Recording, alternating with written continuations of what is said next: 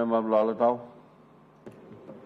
Thank you, Mr. Speaker, for giving me this opportunity to ask my question to the Treasurer. Unfortunately, it's not here, so I'll ask this question to the Prime Minister. Mr. Speaker, before I ask my question, I'd like to, on behalf of my people of Lalatau, also say my late condolence, sympathies to the Governor of Morobe, who we will dearly miss in this Parliament as well. So I pass my sincere condolence to the family and to the people of Morobe and our leaders. Mr. Speaker, a question let me centered around the Non-Tax Revenue Act of 2022 and the government's medium-term revenue strategy 2023 to 2027. Mr. Speaker, while I commend the Treasurer's efforts and, of course, the government's efforts in terms of working on the strategy to 2023 to 2027 in its efforts to reach a surplus budget by 2027 and, of course, maintain an annual growth of 5%. And, of course, we hear the Treasurer trying to bring the budget to a surplus under a 13-year plan. Mr. Speaker, I am equally also concerned of this act and its impact on some of our economic sector departments. That includes fishery, forestry, of course, oil palm, and the other sectors, coffee, KK. Under this act, Mr. Speaker, non-tax revenue raised by these departments are swept and parked in the consolidated revenue. And so it's having a negative impact on how some of the departments that have needed community initiatives that can be supported are now being affected. Of course, most of the revenues raised put in the consolidated revenue and parked with the Waigani public accounts to fund salaries and wages and ongoing government expenditure. Mr. Speaker, while the interest is noble, I am concerned that it comes to the demise of the sectors in investing for the growth of those sectors. For example, CIC needs to retain money for training and plantation rehabilitations. KK also needs revenue to also rehabilitate plantations, training programs, oil palm levies, even our log levies. Some of us have been waiting for LADLs for over years. And so what this act is doing is it's denying us revenue that is supposed to come to the districts and impacted the provinces and districts to also undertake service delivery. Mr. Speaker, some of our departments are also struggling to implement their corporate plans. Department of Fisheries, for instance, they want to do coastal and inland fishery programs. They cannot implement because these revenues are parked in the consolidated revenue and they have to apply again for PIP submissions to support these programs. Why can't we allow them to directly invest in these programs? We have a point of order.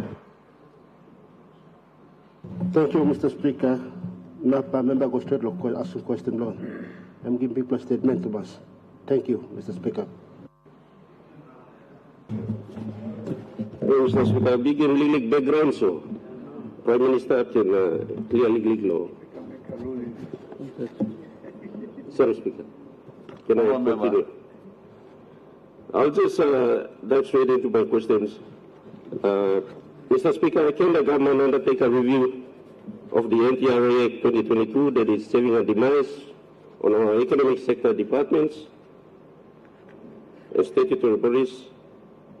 Number two, Mr. Speaker, under the NTRA Act, can the Prime Minister assure my people of Lalatau that our log export development levies that were held in trust for the last 6 years, close to 13 million, can be released.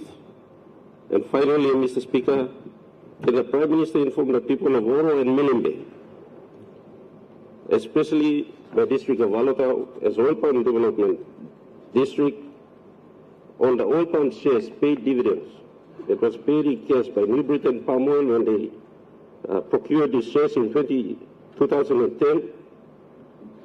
These shares held in trust by the state for the last 15 years for both these provinces. Can the Prime Minister look into these reports on the fully paid shares that were paid in cash and held in trust by government? I want to also acknowledge that the government has released 10 million on each of those provincial dividend shares, but respectfully, these funds have been held by state for the last 15 years. Thank you, Mr. Honourable Prime Minister. All right. Okay, thank you, Mr. Speaker. And a good pleasure looking you. Now, I'll get a one walk. We'll come back long house long people one more time. Pastor True, Milako, thank you long. Very good question. A series of questions asked by the member for Alotau.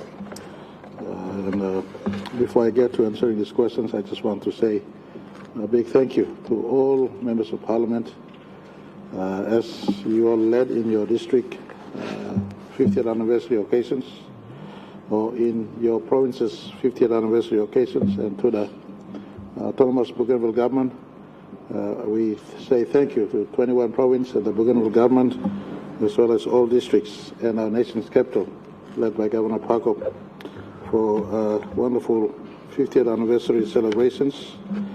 Our country was visited by many of our visitors, and we do acknowledge the work that each of you leaders have put into this occasion that has passed. The good question asked by a member for Alotau, I want to firstly say he asked for a possible review, and review is not out of reach. The question is correct and in order. Certainly we can have a review to see the mechanics of NTRA, that it must work well without killing the golden goose that lays the egg, so to speak.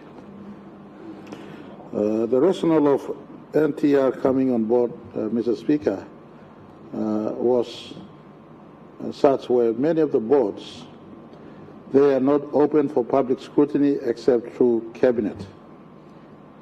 So their work plan comes through cabinet. Of course, later on the minister does submit annual reports to the parliament. But we have observed over time, and this backdates into possibly 2 or 3 governments up till the Pangu administration. Nothing against the boards, they operate by law, but the boards, to the understanding of all of us, the boards operate scrutiny of the minister and the cabinet process, and not fully to the parliament. It is the budget process that parliament has transparency and full knowledge of what is happening all over the place. We've seen many times when our board, for instance, is investing in PIP, and planning department also allocates similar money for PIP. And so there has always been overlap in terms of board's function with little scrutiny, except to the cabinet process and our own government PIP program. So we felt it was important, without compromising a percentage that must be held back and the co-recurrent expenditures of those agencies, the residual balance of all this fund must be swept into the waiting public accounts, because the budget process is a transparent process where the entire leadership, all members on both sides of the House, we sit through and we have a look at the money plan for the oncoming year. So to try to mitigate, and not to mention the last few years, but I want to make mention on earlier years, when we have supplementary budgets, when we have surpluses, agencies were hoarding funds and running parallel programs, running their own programs, many times also pet projects that is not geared towards retiring the major focus of government. We said let's sweep the excess residual into Waigani public accounts. The agency or sector concerned keeps a residual, and the formula, when I was finance minister, the formula we went was 90-10, 90-10. 90 swept and 10 is maintained by the department. And that is at net. The gross element of fund is retained. The gross depicts the recurrent expenditures. The department in its own work plan, the annual work plan, retains what it needs to retain, and the surplus, the profit, if they're making profit in simple terms, 90% is swept into the NTRA or to the Waigani public accounts. I want to indicate that there's a teething issue. Administration of NTRA may not be fully as intended for, and I want to give assurance to the member in his good question that we will certainly look at this. And I still hold view, and our government policy view still stands, that the excess, the balance, the windfall, the profit, 90% must come to Waigani public accounts.